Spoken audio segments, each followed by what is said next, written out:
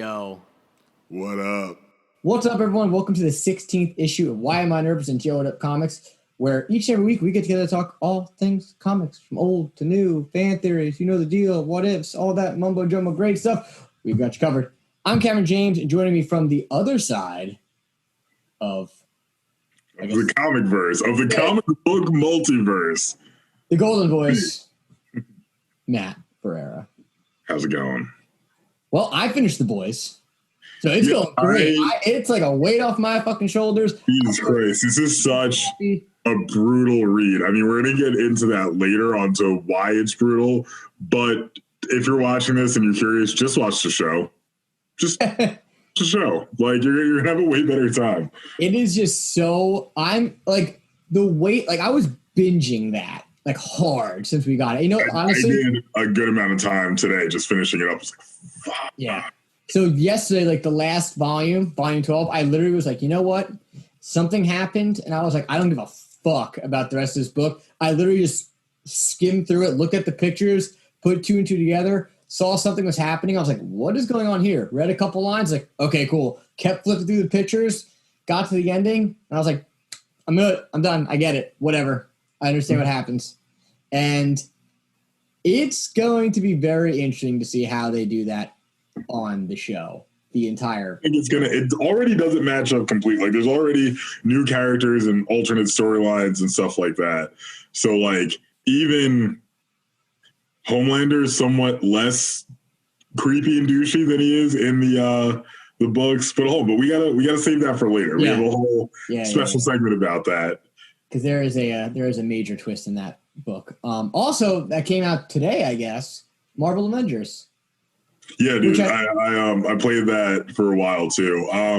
The story mode is good, like the actual story itself is good, but it's slow only because you're forced to play as Kamala Khan, the new Miss Marvel, for so long, and I don't have any investment with that character. She's not the reason I bought the game, so it's tough. But her story is good. It's a well written. It's just, and some parts of the game annoy me a little bit. Like, you're doing some stuff, you got to like jump from one rooftop to another. But if you miss the jump, then you die and you got to restart. But I'm like, she can stretch. Like, why doesn't she just stretch to the next rooftop? Like, it shouldn't be, you know what I mean? There should be like no room for error there. Like, nobody bought the game. This might be an Alpha Beta Gold conversation, but nobody bought the game to do rooftop jumping, you know? So it's like, I mean, they definitely it's definitely getting mixed reviews. I'll tell you that much. Like, I've seen it get a 6, and I've seen it get a 9. So I mean, I'm out regardless. I'm definitely not playing it. What do you say? It's got a 69. It actually got an 8.75 from Game Informer. If you but wanted a 6 and a 9. But a 6 and a 9. I get it. I fucking get the goddamn joke. But I ain't playing that game. You know why? Because it's not DC. It's just not. Yeah, it's good. It's well written. Dude, you can't even say that. It's a video game, first of all, and you can't even say that the Batman Arkham series was not well written. It was well written, with two notable exceptions. The first being Arkham Origins. Yeah, I agree. The second being the forced inclusion of the Batmobile in Arkham Knight. And I'll agree on that. The thing with Arkham Origins, it just like it came across as like a really cool idea, and then it just didn't work. It just didn't work. Dude, that trailer was so sick. We got Batman fighting Deathstroke, and then it just happens, and then you never see him again. He's doing push-ups in a jail cell. You kidding me? This is the world's #1 mercenary? Yeah, that was a weird, like, kind of like throw-off, kind of like twist there. I also, just so everyone knows, we have a new show that's coming out. It looks like more like next week, 5 for 5. We talked about we're going to review 5 of the biggest comics of the week and let you know if you should or shouldn't go and read them. It could be a first issue. It could be a 20th issue. Hopefully we'll be doing things that, you know, I'm not going to be reading all of them, so Matt and myself will be going back and forth with what we're reading. This week, what? I was agreeing with this. I said facts. We did pick up some stuff this week. We will not be reviewing it. You can check it out on our Instagram on what we actually picked up, including My Little Pony and Transformers. We have picked that up. And we have not read it yet. Not yet, but that is, I almost want to say we should do a special edition later this week where we live read that. Like, actually, actively read it. Yeah, like that. Give an instant review. Yeah. And you know what's fucked up, though? Shout out to the guys at Comic Crypt, but he told me, he's like, oh, you're getting My Little Pony Transformers? I was like, it's a joke. I'm not really reading this. He's like, oh, it's cool. You got the variant cover. Here, you should get this other variant cover. They line up together. I'm like, oh, okay, cool. So I pick up both variant covers.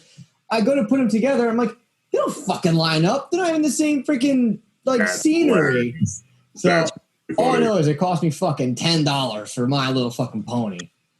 But well, and Transformers, they're robots in disguise. Maybe they're ponies in disguise. I don't know, man. It was a rough, and we'll see what fucking happens. But once again, this is Why Am I Nerd presents Yo Comics. You can follow us on Instagram at Why Am I Nerd Official, Facebook.com at Why Am I Nerd, and listen to new issues every Tuesday on your favorite podcast service, or catch new issues every Monday at 3 p.m. Not 3 p.m. I did this last time. Fuck.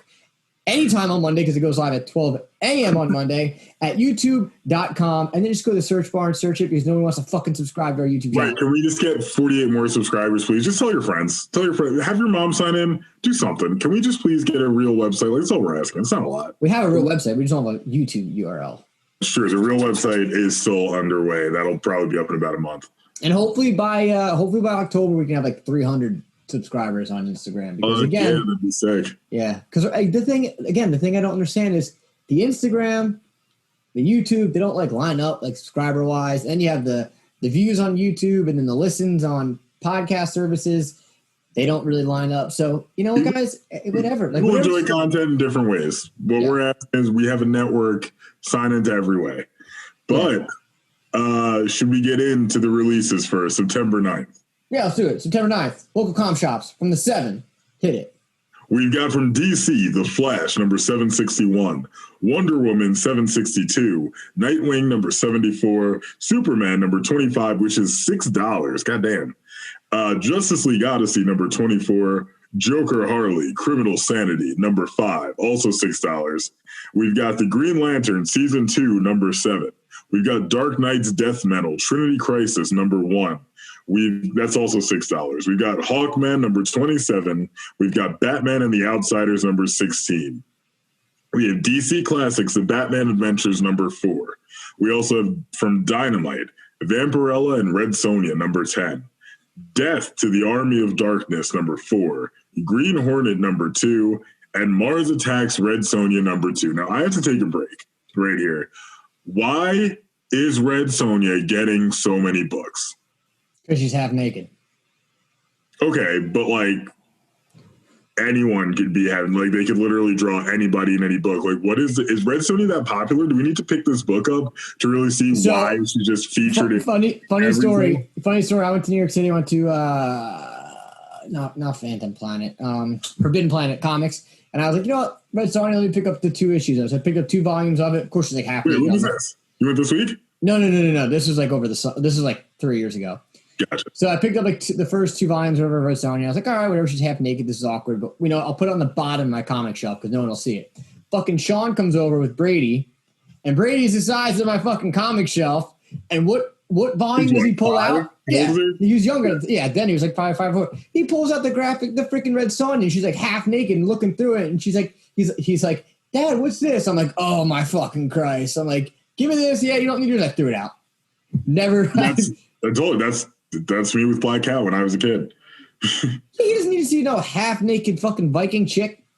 So at 4. That's how they draw comic books, bro. I don't know what to tell you. It's crazy. It's slightly misogynistic, but that's what they do. I don't know. I mean, we can check it out. We can check it out. We can check it out. But I mean, what issue? I mean, Red Sonja. I also have a firm belief that Vampirella and DYNAMYTE are like the only, or Vampirella and Red Sonja are like the only thing DYNAMYTE's doing right now, because don't they also have some of the Archie stuff? Yeah, but there's Archie comics. Yeah, but isn't that that's not an imprint of DYNAMYTE? I thought they had like the Eddie and Veronica team up with Red Sonja and Vampirella. Yeah. Whatever that bullshit is. But I don't know. Fuck it. I mean, we could always pick it up and check it out if we want. Okay. But from Image, we've got Oblivion Song number 27, Reaver number 11, The Marked number 7. Yeah. Ice Cream Man presents Quarantine Comics with an X special number 1, and that's going for $6. I will not be picking that up just off the title alone. I don't judge a book by its cover, but I do judge it by its title. From IDW, we've got the Teenage Mutant Ninja Turtles number 109. We've got Sonic the Hedgehog number 31, Snake Eyes, Dead Game, Number 2, Star Wars Adventures Annual 2020, Usagi Yojimbo, Color Classics number 7. From Marvel, the House of Ideas, we've got The Amazing Spider-Man. There he is, right there. That's him, Cam. And for the record, just so I know, since you're pointing out The Amazing Spider-Man, today's issue is solely on Spider-Man. It is a Spider-Man issue. That's it. There is nothing else being discussed except fucking Spider-Man. Let's go. We've got The Amazing Spider-Man number 48. We've got X-Force number 12. We've got Captain Marvel number 21. We've got Marauders number 12. We've got X-Factor number 3. The Magnificent Miss Marvel number 14. Web of Venom, Wraith number 1. Empire, Fallout, Fantastic Four number 1. Empire, Aftermath, Avengers number 1. Wait, are they done? Yeah, I think it just ended. It'd be weird if it didn't. Yeah. Star, number 5. Marvel Spider-Man, The Black Cat Sucks Off Again. Number 6, that cannot be real. That's not real. It's not real. I was what? I just wanted to see if I can catch you to read it. It's Marvel Spider-Man, The Black Cat Stripes, number 5. Wow. You finally got me. You finally fucking got me. I'm like, hold on. Like, just because she's dressed like that doesn't mean that's all she's about. That's awesome. So we've got Ravencroft number 5. We've got The Rise of Ultraman number 1, which is a $6 comic. So what we're seeing now is they're slowly sneaking these in to the regular distribution. We're seeing more and more $6 comics pop up. Why? I don't know. Am I happy about it? No. I remember comics being way cheaper than this. So $2. I guess that's what it is. Yeah. We've got True Believers X-Men Grey Crow number 1, True Believers X-Men Empath number 1, Dark Horse Cyberpunk 2077 Trauma Team number 1, Blackwood The Morning After number 4, Bill and Ted Are Doomed number 1, Boom Studios is bringing us Something Is Killing the Children number 10, Red Mother number 8, Lumberjanes number 73, which is going for $7, which is a real what the fuck. Mm-hmm. And Buffy the Vampire Slayer Willow number 3. I'm so glad that I got you to fall for that. The fact that you actually said sucks off again, I was like, oh God, I'm pretty upset. I can't. That's it's good that I gave you the script at the last minute, and then you're not like, oh, let me look through and see what the hell it is. Yeah. So as we said earlier, today's all about the web slinging, radioactive sperm king, Spider-Man. So we're going to start off with this week's Who Asked for This segment, which is none other than Go Spider-Man. Yeah, so Go Spider Rangers, what it's actually called. So Matt, tell me this. What the fuck is this?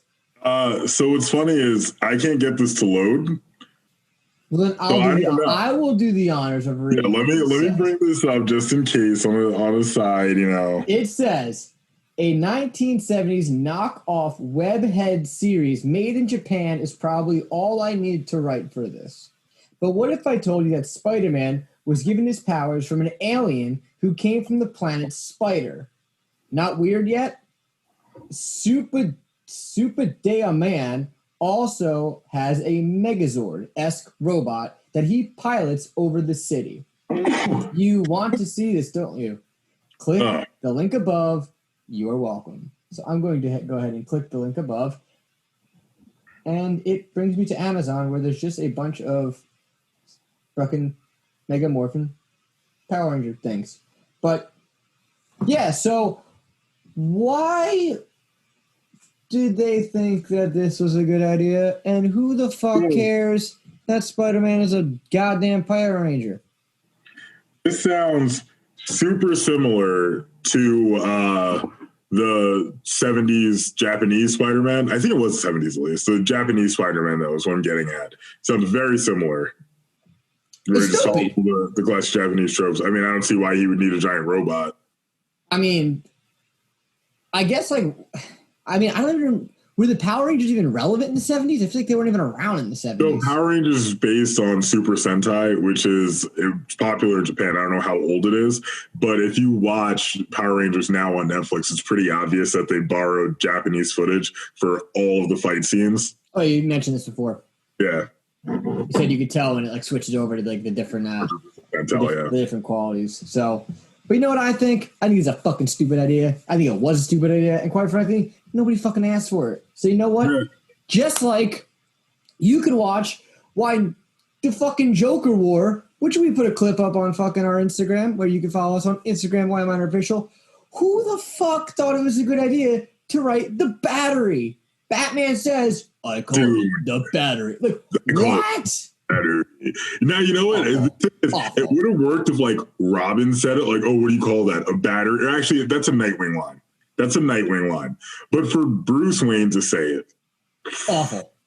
Dude, awesome, cool points. Like, my God. And like I said, the Joker War has been a struggle since the beginning. And after they dropped that, I was like, oh, my God, please, you just got to end this. Like, and for the record, I did go to Zap Comics the other day because I wanted to try to find DC Deceased #3, which I did pick up. Shout out to those guys. And I got officially the other 4 variant covers to the 3 Jokers. So I now have 5 copies of that comic. Wow. So you can read one and just pick a cover. Just pick a cover. But all right, so here we go. Matt, tell us what's hot off the press, courtesy of the Planet Bugle this week. We've got Spider-Man 3 rumors and questions. Now, this one is going to take me just a moment because for whatever reason, since we're in separate locations this time, I'm having trouble loading some things, but I'm almost there, and it says this page is not available. I don't know how. That's weird. Okay, I mean, I can always, if you can't open the links, I can always just fucking flip through. Yeah, you might have to leave this part for me because this is coming from Screen Rant, and this is MCU Spider-Man 3, 5 most exciting rumors and 5 biggest questions. So number 10, the rumor: Kraven is going to be the villain. I hope not. You hope I don't think that's based on the way Far From Home ended. That post-credit scene. I don't know if Kraven is. I mean, I guess you could kind of swing it that he's being hunted for. People want justice for this hero they barely knew about in Mysterio. Sorry, spoilers. But I mean, they did say that they were working on a Kraven movie. Yes, but that's on the Sony end because Sony, for some reason, is obsessed with making Spider-Man villains. I really don't. Sony is kind of worse than DC with their planning. There's like, we'll just keep throwing out villains that nobody knows about, super obscure, have nothing to do with Spider-Man, and then painting them in a semi-positive light. I really don't know what they're thinking. Well, then I'm going to not stay on this topic. I'm going to jump automatically to number 9, which is actually a question, is will the Spider-Man 3 tie into Sony films? Because apparently there's a picture here that I'm looking at, which is a picture of Jared Leto as Morbius, and there's a picture of Spider-Man in the background on graffiti on the wall, and it says murderer. Yeah, they've been trying to push for that for a while. So, like, Sony's really towing the limit, but I don't think Marvel's giving any ground. So Sony's trying to do things as explicitly as they can without including Spider-Man. But should it? No. I'm saying, so should Sony put, should they come together is what I'm trying to say. No, Sony's trying to piggyback off Spider-Man's success in the MCU. Spider-Man being in the MCU is hinged on his connection to the Avengers. So and Sony has proved multiple times that they cannot handle this franchise on their own. Like, they really can't. They haven't been able to since the early 2000s, with Spider-Man 1 and 2 under Sam Raimi. I think if they go and try and strong arm Marvel to take him back, just to throw him into this universe of characters that nobody cares about, they're going to end up screwing themselves over. Like, they've already done enough that it won't fit, and it's not going to look good. Like, nobody gives a shit about Morbius. Nobody ever has. Jared Leto sure as hell isn't going to change that. So why are they going through all this money and hard because work. Sony thinks there's money in it. They seriously do not understand the fan base. They're doing the same kind of thing that DC's doing, where it's like, if we pump these movies out, people will go see them. And mistakenly, people believe that Spider-Man's going to show up, and he never does because it's not a legal thing right now. So it's just it's a whole mess. It really is. And this just goes to show more how lucky Marvel is to have Kevin Feige in there, because they have an actual plan. They've got a guy who has vision, who understands the books, who understands what the fans want to see, and has an actual plan to put that on the screen. Whereas Sony is just like, this is going to make money, and keep trying to throw stuff out and recreate stuff. At one point when The Amazing Spider-Man came out, AVA Red, who's been the producer for a lot of comic book movies, came and said, well, if you think about it, this could kind of connect to the previous Spider-Man movies while he's in high school. And it's like, well, no, it clearly doesn't, because it's an entirely different backstory. Just because he's in high school doesn't mean it connects to the previous films. Like, where he just changed costumes all of a sudden completely inexplicably. Like, it's just, they don't think a lot of things through. And they clearly don't care that they're not thinking things through. So you don't think that it could work? Because DC, I know this is a whole all Spider-Man episode, obviously, but I want to chime in real fast. There's a DC. You could argue to say that DC took a risk with Aquaman and Shazam, and it worked. And you could say that they're taking a risk with Black Adam, because who the fuck knows who, Black Adam is besides, The Rock's playing a superhero. Yeah, exactly. I was going to say, the Black Adam thing kind of works because they have The Rock in there, and he's going to be more of an anti-hero. So it's like, all right, they're going kind of the Venom route with that, and that actually, I can't even say the Venom route because people know Venom. Yeah, but they're doing the same thing with Morbius. You're assuming he's going to be an anti-hero. He's not going to be like the fucking big... Yeah, fuck Morbius. I'm just saying. But, all right, anyway. So, rumor, which is number 2, is Spider-Man is going to be a fugitive in this movie. Yes, love that idea. You think so? I think so, based on the way it ended.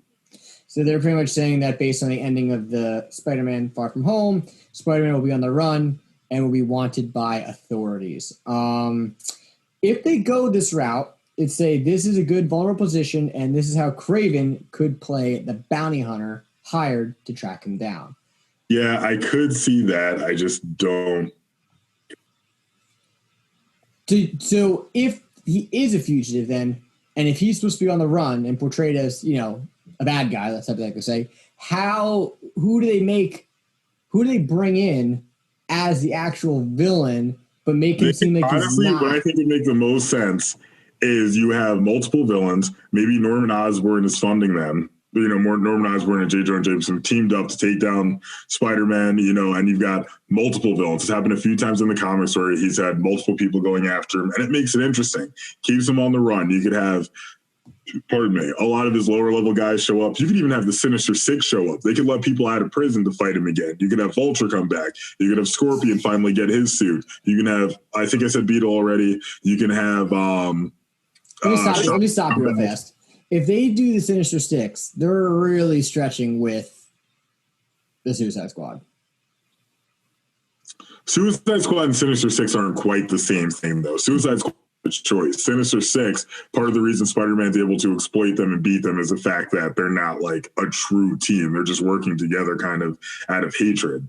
But it can be exploited. Like you can be like, make one joke about Rhino, and then Rhino attacks Scorpion, and then whatever. They kind of use it in the Spider-Man PS4 game. Question. That one. Question number 2: will Jonah Jameson return? I hope so. I hope we see J. Jonah Jameson again. Then it also leads to number 6, which is the rumor, which you actually said before, is Norman Osborn will be introduced. I think it's about time. I think that's his big bad. I think it's about time they kind of slip him back in. It's been a while since we've seen him done right. So hopefully. Yeah, so what they say, so I'm going to have 2 parts to this question. Again, it says, it feels like it would be the perfect it feels like he would work best as the puppet master villain, perhaps as the one who hires Kraven. I can see that. But see, it's like, the thing is, if they have Kraven as the villain, I'm okay with it. If it's Kraven's last hunt, I'm not. Does that make sense? Yes, and I agree. I 100% agree. But I also don't think, I don't think they can pull off Kraven's Last Hunt until you establish Kraven as a villain. That's exactly what I'm thinking. And I'm also thinking that if they do that, it would kind of have to be like a Joker thing where, so Joker was supposed to be in, obviously, The Dark Knight Rises, which would have been really interesting to see how they did that. But I think the only way Kraven's Last Hunt would really work is if they did Kraven in this, Kraven kind of subtly in the next one, and just kind of consistently show him hardcore Kraven in the third movie. Like, you give him a break next movie, and then the fifth movie, he comes back with the vengeance. But you'd have to show him losing both times. Like, and you'd almost have to have him say, like, dude, can I beat this guy? Like, what the fuck? And then Kraven's Last Hunt would roll out. Just master plan, I agree with that. You got to mess up to it. So if they bring Kraven in, and if they bring in Norman Osborn, who do you cast? Because right now, if you haven't seen it, there's a lot of stuff going on the internet as William Dafoe for Joker. I don't know if you've seen that stuff. I haven't seen that. I think he's a little old to play the part. Yeah, but he looks like he could play Joker. Yeah, he looks like the criminal. No, but like if you look at the criminal Joker, right? There's the criminal, the comedian, and the clown. The criminal one. If you look at the first Joker, the way they draw him in Batman 3 Jokers, they're very similar. They're very, very, very, very similar. So if obviously they're not going to bring him in. So who would you cast as Norman Osborn and Kraven? That's a tough one. I honestly haven't given too much thought about this. Norman Osborn we haven't gotten a truly intimidating version of Norman Osborn. I think Willem Dafoe is a great actor, super talented, but I wasn't intimidated by him. I thought he did the crazy aspect very well, where he's kind of schizophrenic in the movie. I agree. Whoever the fuck they had play him in the second movie sucked. He was obviously very forgettable. I know he was sick half the time, but Osborn's supposed to be kind of an intimidating guy. I'm trying to think who I could really peg for that. I don't know. That's a tough one. Do you go with the clean cut, like not super psychotic appealing? Like, do you go with like have you seen Kick-Ass? Yes. Have you seen the second one? Mm-hmm.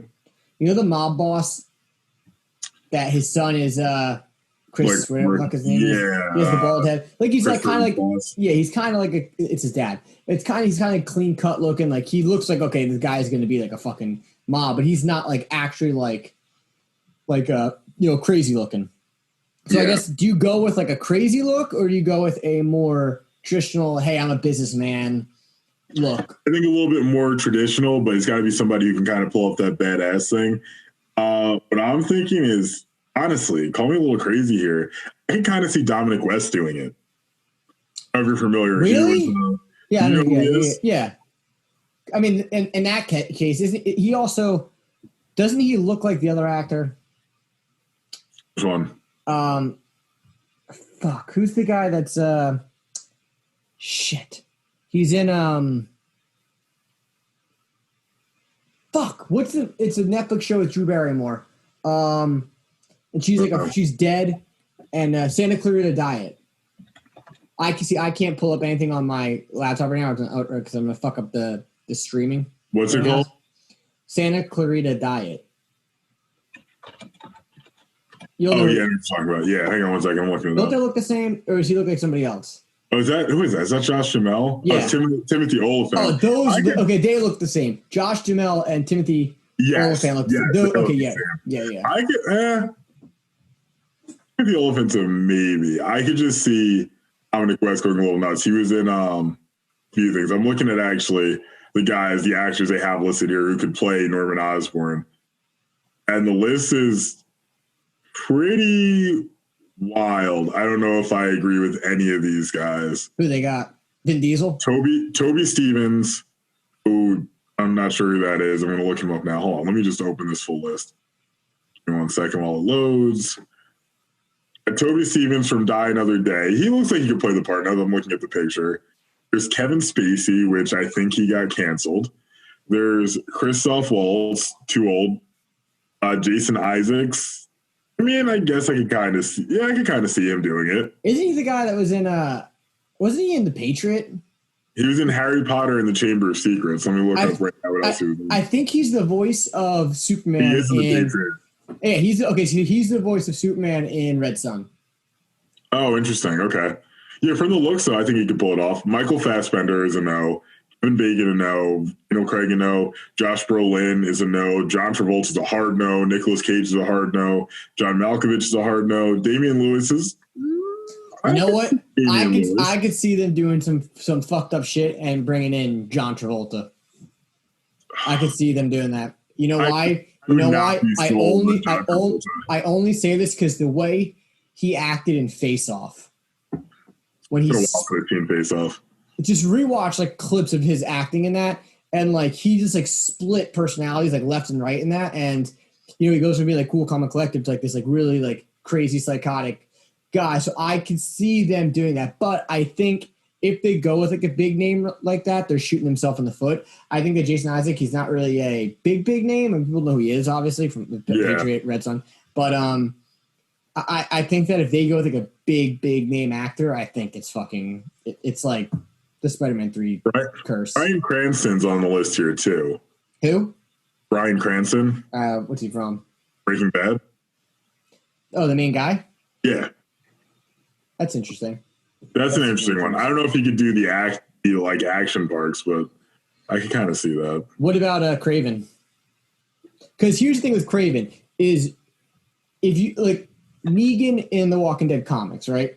He's fucking huge. And then you go and cast, and no disrespect to Jeffrey Dean Morgan. I love Jeffrey Dean Morgan. He's an awesome actor. He's a decent build. Yeah, but he's too skinny. Like he's not like big on the upper side. He's like kind of just like a fucking like twig frame. So like, I don't. So like I'm saying for this, I would hope that they would pick somebody that's fucking bigger.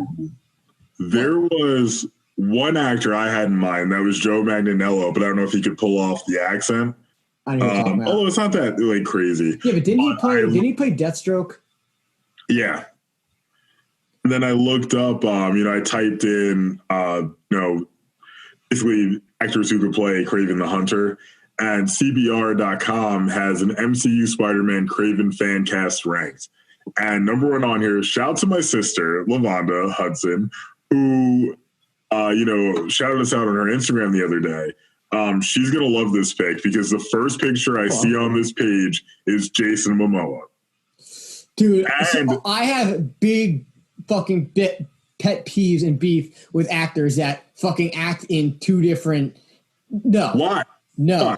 Why? Because I think it's a bad move. How is it a bad move? I don't agree. I think look at Kraven. Look at a picture of Kraven. He's got the look. That's what I'm saying. I'm not saying he can't do it. I'm saying I'm agreeing with you. But then don't give up Aquaman. Pick one. Oh, you take Aquaman. If you're going to do it, you say it's Aquaman. Right. But who's the other ones? I agree with you. Rodrigo Santoro. Who? I don't know who that is. I don't know. I have no idea. Stefan Kapicic. Now, this guy, from the look of this picture, at least, I don't really see it. He looks kind of chubby. I mean, scratch, you can lose it. This is funny. Kevin Durand. Not Durant. Durand. What's he from? Oh, wow. He was in 2009's X-Men Origins Wolverine, where he played the Blob. That's funny. Yeah, fuck that. There's Scott Adkins. He's a stuntman mostly. He's been in a few things, it looks like. It's Pablo Schreiber. I can kind of see that. Who? He's low-key been in a lot of stuff. He was in Orange is the New Black. He was in season 2 of The Wire. He had a pretty big role. He's been in a few other things since then, but I could maybe see that working. Well, I mean, again, I agree with that. I think that Jason Momoa would do really well with it, but I just don't like when they cross over to two different. Funny enough, the next actor on the list, Josh Brolin. Yeah, but he's in the same universe, like the same. But not with the same face. Yeah, he's in the universe now. Yeah, but he's in the same. He's in the same. He's Marvel. He's not going from Marvel to DC. I don't think that matters at all to me. I'm like, if you got the chops for the part, you got the chops for the part. I will say the next actor chosen on this list, I agree with. Excuse me, and that's Manu Bennett who was Crixus in Spartacus. He was also okay. Yeah, that's his most known role, I think. He was in season 1 of Arrow. No, I'm sorry, season 2 of Arrow? One of the seasons of Arrow. That's an interesting choice. There's your boy Jeffrey Dean Morgan.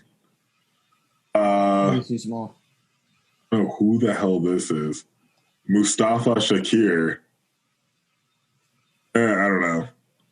I don't know who this guy is. Oh, he played Bushmaster in Luke Cage. No. I'll see that. Jason Momoa is number 1. So final answer. Who are you casting as the 2 characters?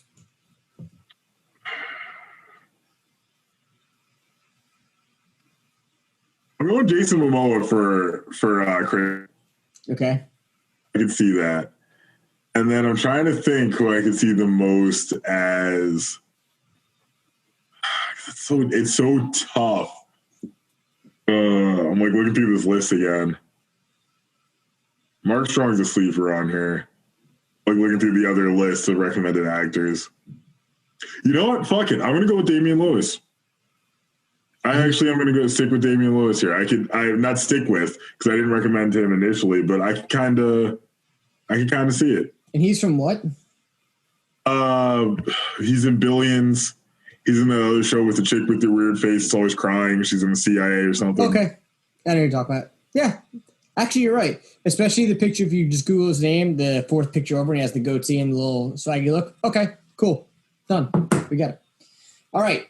Question number 3. Will Miles Morales appear? It was already hinted at in the first MCU Spider-Man movie. So He was? Yeah. He was hinted at when you remember Donald Glover being in that movie? Yes. Donald Glover plays his uncle, who's the Prowler. It's a loose reference, but it is still a reference. So, and enough time has passed now that actually, if he didn't blip, then he's 5 years older than he would have been.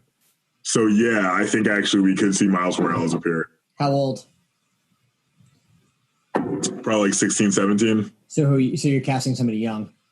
Yeah, pretty young. And you know who I bet they would cast? He might even just be 15. Like he could have just been like, You know who I could see them casting? Because he's a young actor and he's big in what he's in.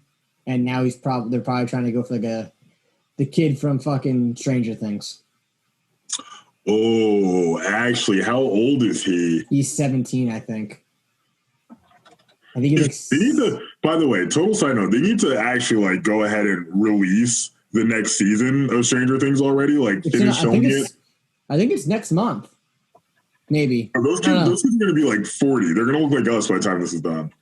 Yeah, the girl that plays Elle, she's like 16, and the shit that she posts online, I'm like, what? Like, this is awkward. Like, whoever her fucking manager should be like, you should not post these pictures. Like, stop. Like, you're 16 years old. Yo. Am I right? Please. Kid who plays Lucas, who's you're referencing, is 19. I'm telling you, that's who I pick. That's nuts. So he was 15 when the show came out. The kid who plays Noah is 15. Wait, hold on. I'm like looking at all this. Yeah, the one kid's young. Mike is 17. Kid who plays Will is 15. So he's actually closest in age. Kid who plays Lucas is 19. The girl who plays Lucas's sister is 13. And hold on, wait. Yeah, did I go too far? Yeah, they waited way too long. Zachary Montgomery who was in Power Rangers, plays Billy. He's 24, playing like an 18-year-old. Yeah.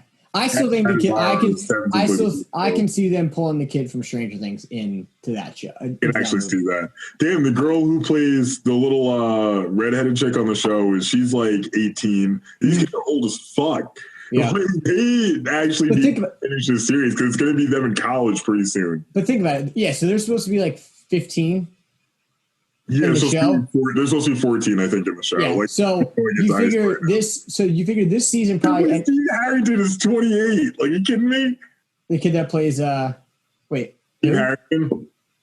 Oh yeah. Isn't he the asshole kid in the first season? Yeah, but then he's like a good guy. He's got the hair. Yeah. See, that's the thing. It's like that.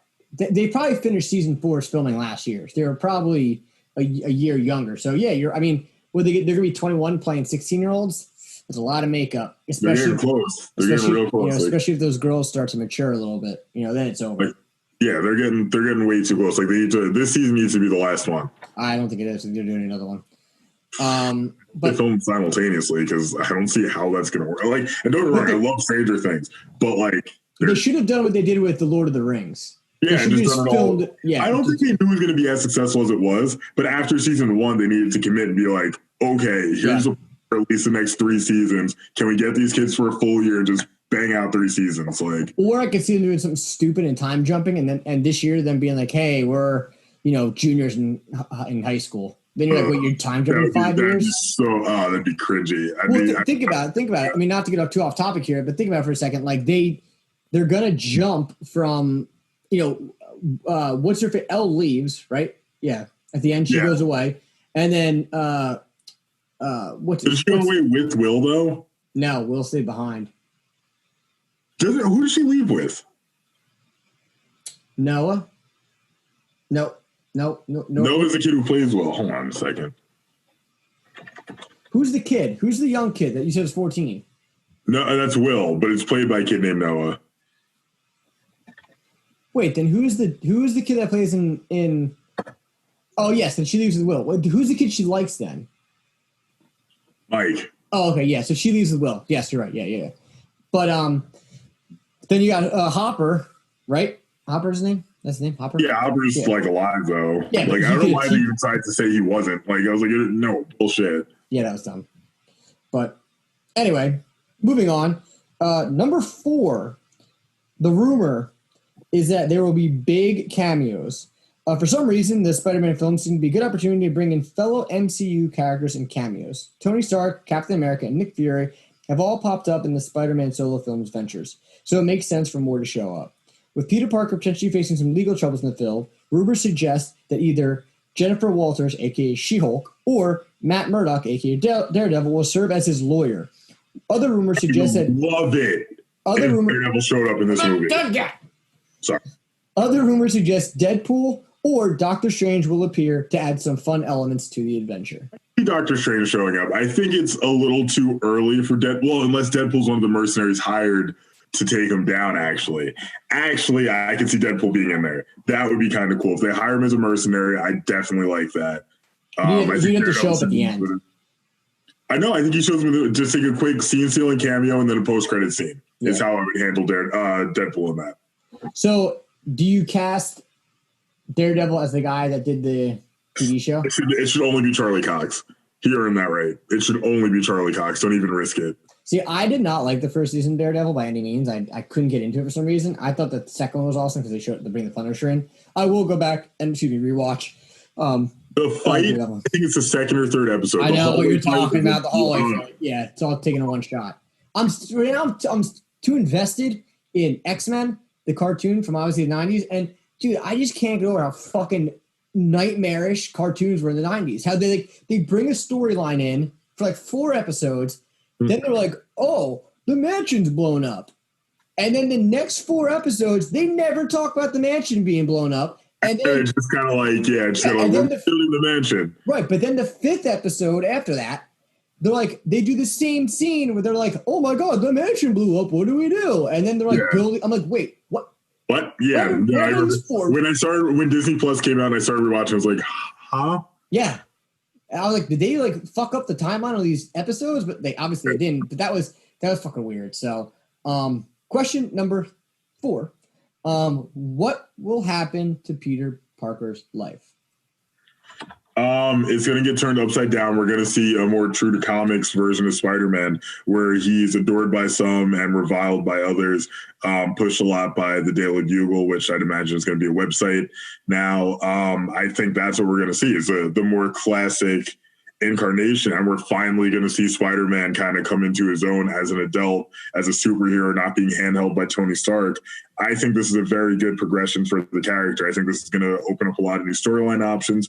I'm pretty God damn, bro. Pretty excited for it. Yeah, dude, I've been crushing beer all day. Not all day, I have none other than since the last like 2 hours or so. I've been crushing beers. Well, you're crushing beers. I'm going to give a quick shout out to our non-official sponsor, Unsweetened Gold Peak Tea. Gold Peak, because when you got a peak, it better be gold.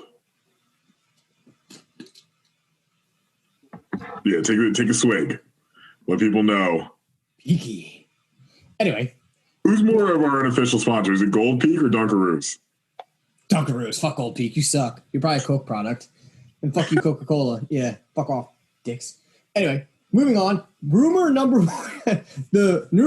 Rumor number one. Uncle Ben will appear.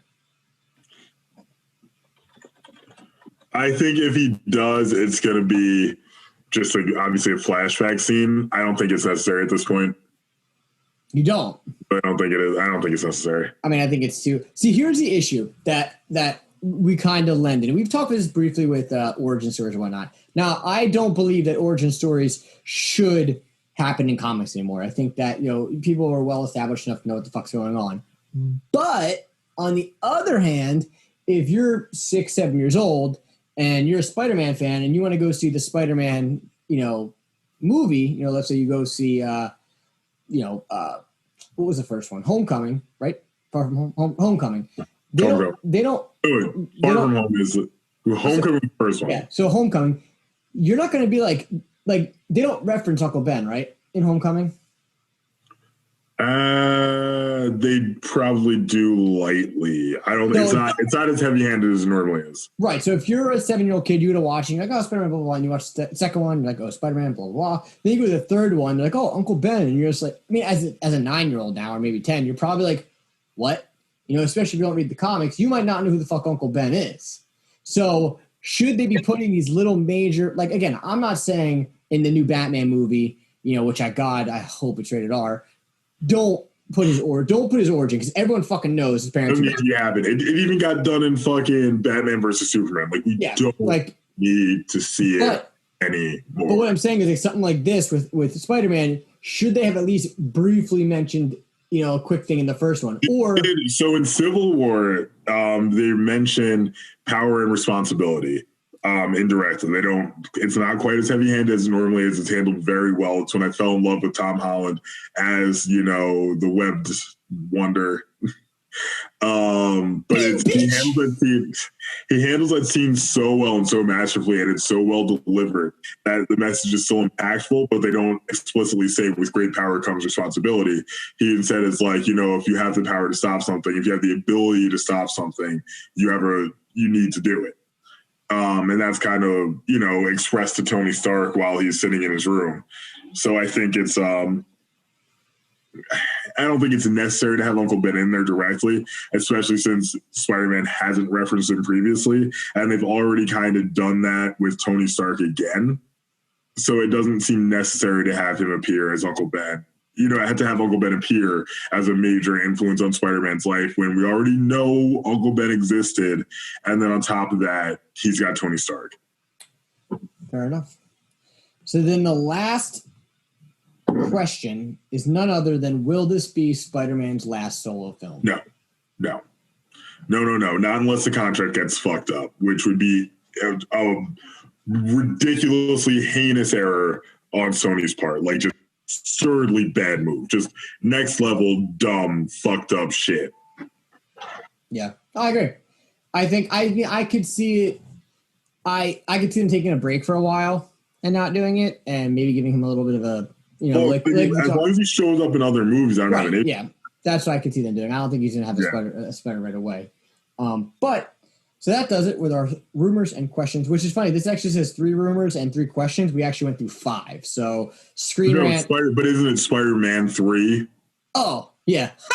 Yeah, fuck that. So we actually had 4 other things to talk about today, but we're already 50 minutes into the show, and we still have to talk about the boys. You want to bang through them real quick? No, I don't. I was going to say, well, just for the sake of value, what if Spider-Man's suit wasn't blue and red? It was supposed to be purple and orange. That's stupid. No. Say what? Marvel Batman is Blade Spider-Man. I don't know what that is. We're skipping that one because I can open it. Silk. So they're talking about making a Spider-Man and Silk TV show. Silk, for those who don't know, is like the female components of Spider-Man. She was locked away for several years to protect her from getting eaten by a like vengeful totem eater named Morlun, who at one point defeated Spider-Man and cost him his life. But I really don't give a shit. I don't need to see that in a live action TV show. No, thank you. And CBR. Oh, do you want to skip the Batman versus Spider-Man fight, or do you want to save that for next week? Who wins? Spider-Man, obviously. If it's bullshit, it's settled. It's settled. We can skip it because I have this article that proves that Batman wins, and I have 4 other articles lined up, backed up on my computer that says that Spider-Man wins once. And every other time it says Batman wins. Batman loses, and it's because of my Schinanigans Engine this week. We will find out that in a few minutes. Nope. Bullshit. Yes. I got proof that he wins. He wins. Ohio State for life. Here's a quick word from our sponsor. Slap you right in the mouth. Why Am I a Nerd podcast network has been brought to you by our sponsor, Me Moms. The best breakfast and lunch down the Jersey Shore with 3 great locations in Wall Township, Middletown, and Brick, New Jersey. Me Moms specializes in unique and fun takes on your traditional lunch and breakfast items. Open 7 days a week from 8 a.m. to 3 p.m. You can find more information at www.memoms.com. We're back, and I'm still here. You're lucky I'm not there physically. I would have flipped the table over. It's been a couple weeks since I knocked the mic down. No one's bitch slapping me. But I hope you liked our word from our sponsor. They sponsor every episode. Anyway. And thank God for indoor dining being back in New Jersey again. So shout out to our sponsor for that. Definitely go and check out Me Mom's Kitchen. Check him out in Wall. Check him out in Brick. Check him out in Middletown, New Jersey. Just go eat there. It's good ass food. Yeah, they got this new. I was talking to the owner the other day, and apparently they have this new special coming out in October. It's called the Buckeye, and it's a it's. Are they not? Are they no longer our sponsor? Should I contact the owner? I'm probably gonna. They went out of business because I burned every single one to the ground. Anyway, Matt, our featured comic of the week. Had me going on that too. That's the worst part. I was like, "Oh, really? This for October? Oh, is it Halloween special?" Like, it is. It's actually called the Myers, and Steph's designing something for it with like bloody blades and blood and all this shit. I don't fucking know. Anyway, so comic. Good damn it! Can I get the goddamn sponsor? Oh wait, we're over the sponsor. Wait, what are we doing now? Oh, we're the featured comic. Fuck. So this is the second to last week of this damn book being a featured comic, which is The Boys. For fuck's sake, I can't tell you enough times. Do not read the book. Just watch the TV show. The TV show, I haven't even watched the new season that actually just dropped today. Have not watched it yet, but I guarantee you whatever happens is better than the books. They're difficult reads just because it's a lot of words and a lot of accented words. We're going to give you our full series review next week. Of everything, of what we actually think about this from start to finish, from what could have stayed, what shouldn't have stayed, what the fuck's in it, what was he thinking, all the above. We will have our final review of this damn series, which I will probably never read again. So the Golden Voice and I will is funny because we'll sign the copies that we have, and we'll sell them on eBay for like $1. Yeah, maybe $1.50 if we get 50 more viewers. 48. What are you saying? I'll round up to 50. Okay. Should we go through the whole summary? I don't think we need to. We're running low on time. It's basically, this collects The Boys Volume 7 and 8. Hey, it's our show. We do make our own fucking rules. I'm just giving people the background. It collects Volume 7 and 8. Basically, what happens in this is, where do we start? Just rip through the summaries. All right, fine. So where are the real we are never short on time, ever. What? We're never short on time. We make our own time. We make our own time. No fate but what you make. The Terminator. The warriors for truth and justice, the defenders of the American way, the heroes who fight to make things right and ask for nothing in return. Huey finds out when he meets the teenage adventurers known as Super Duper. But unknown to the little Scotsman, Butcher has finally learned his secret. A dire scheme is set in motion, and at the vast superhero and Evangelicist Festival of Believe, Huey's relationship with Annie January, aka Starlight of the Seven, reaches its terrible conclusion, and soon the boys themselves risk being torn asunder. All right, so let's start off with Super Duper, because what the fuck was that? So what's weird about this, we'll talk about it in a second, but what's weird about this Believe thing is they threw this in the first thing. It's in the first season of the TV show, and it makes sense. I think it made sense to progress it to that point because they sure as fuck couldn't do Herogasm. I think they will. I think they're gonna do it. I'd be shocked. I mean, we'll see what happens this season. I would be shocked. I think they've kind of strayed away from a lot of the more extreme sexual acts that are. Yeah, because even Starlight's outfit, when they redesign it, it's not as low cut. It's not because it's just like this guy just doesn't get laid. It's the vibe I'm getting. The Super Dupes are supposed to be making fun of Super Duper. I think they're making fun of the Teen Titans. Possibly the Legion of the Legion of Super Friends from like the year 3000. I can see that because I don't think it's Teen Titans because they hint that in. But this is the issue, I believe, where they showed the pictures of Homelander, right? Yeah. Homelander does eating some babies. He's eating babies. Shit. Spoiler in every way. He also literally fucked the back of a dude's skull and fully died. Like a lot of really wildly inappropriate, what the fuck were you thinking? Who created this kind of things happen in this, and it's wild. It's really fucking weird.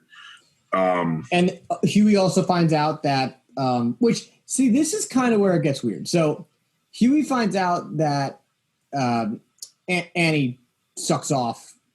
This I had an issue with. I actually fully agree with Mother's Milk in this, that it's fucked up that Butcher knew. So basically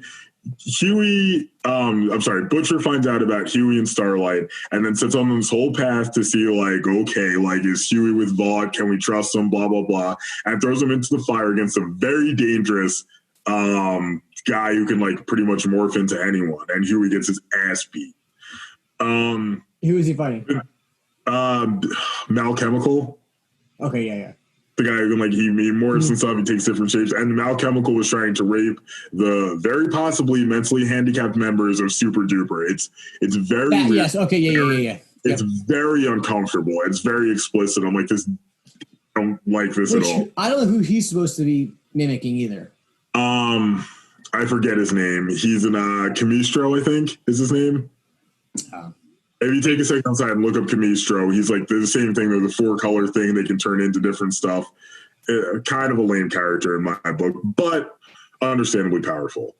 But yeah, it was weird. I actually felt really bad for Starlight because she obviously didn't want to participate in that blowbang, for lack of a better word. Yeah. And Huey kind of goes off on her, and it's because Butcher kind of sets Huey on that path. He's like, oh, watch this video about the Seven, and then leaves the room, and then just happens to come up to that part, and he's like, what the fuck? That's my girlfriend. So it's a little messed up.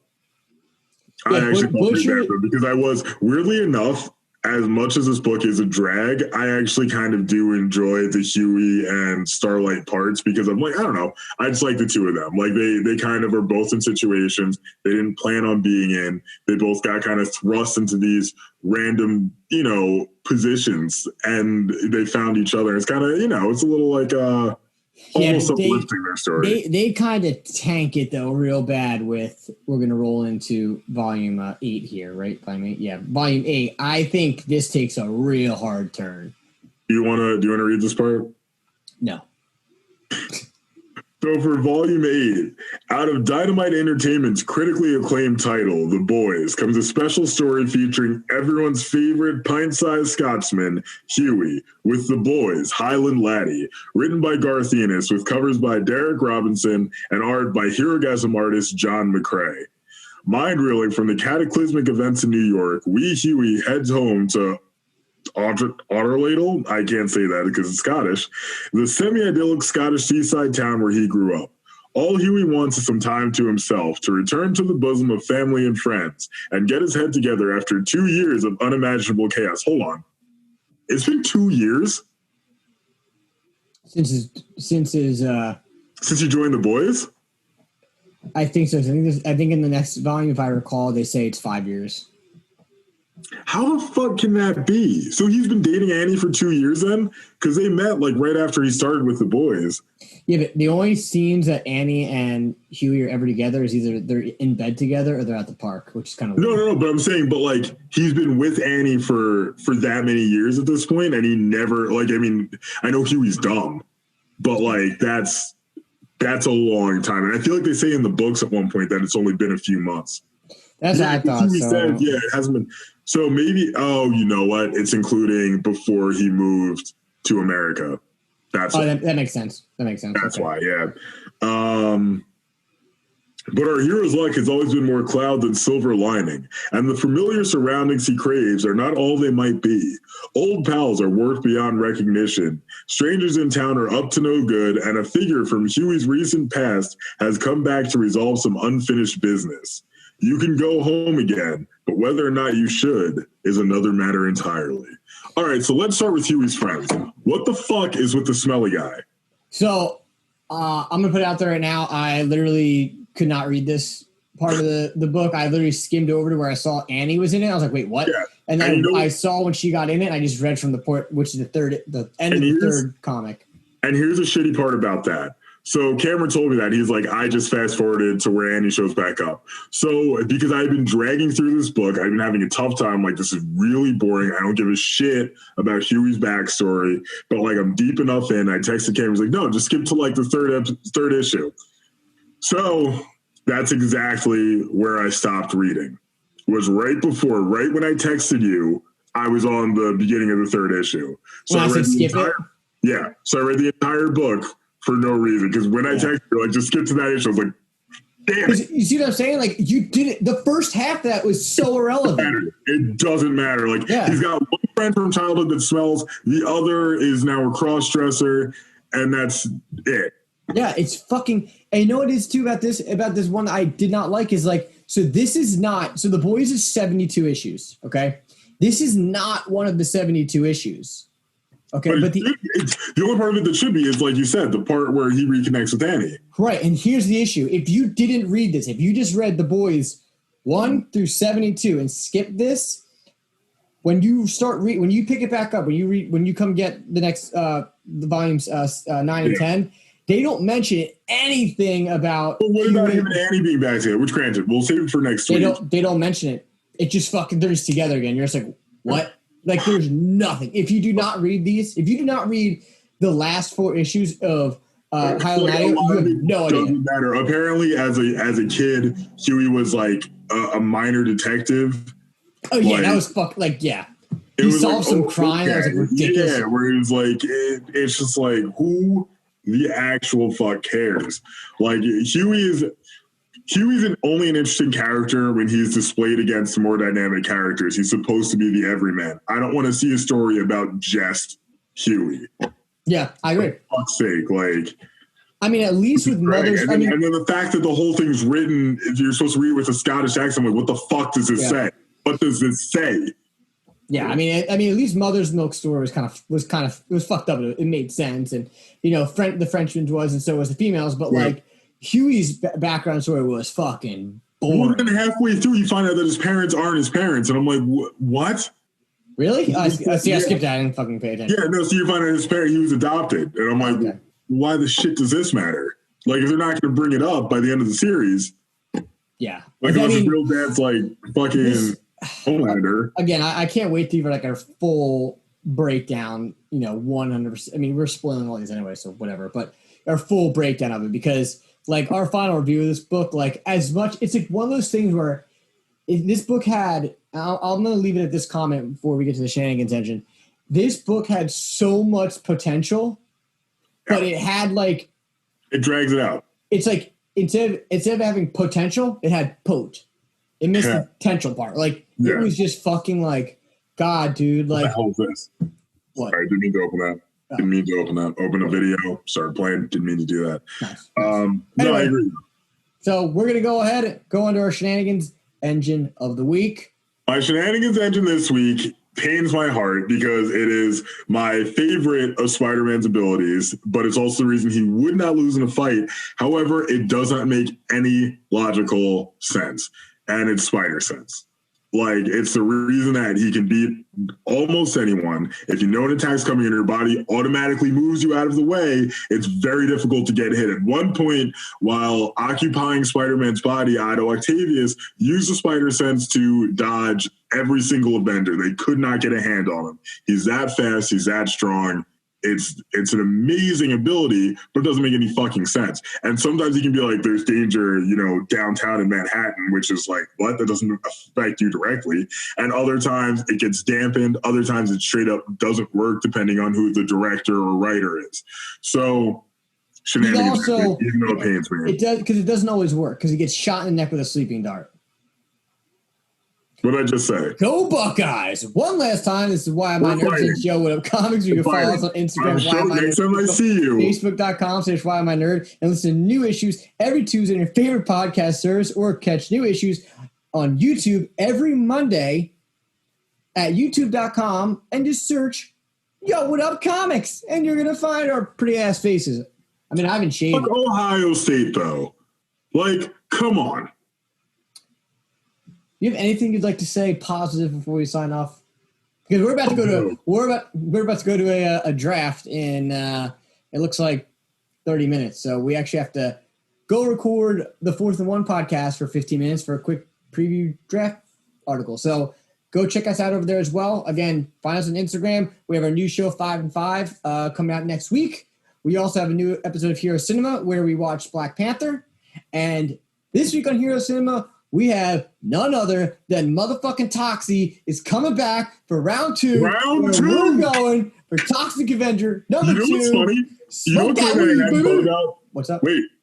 You know what's funny that I hadn't thought about? Excuse me. What if we had skipped to movie 3 and didn't know what happened in the second one for Toxic Avenger? We're going to do that with something. Yeah, I mean, technically did with Spider-Man. Technically we did, but yeah, so it'll be a fucking good one. We got some nerd rope. We got some chocolate. We got some non-alcoholic iced tea. We got golden Oreos. We're probably going to eat Chinese food. Ooh, can we eat Chinese food? Ooh.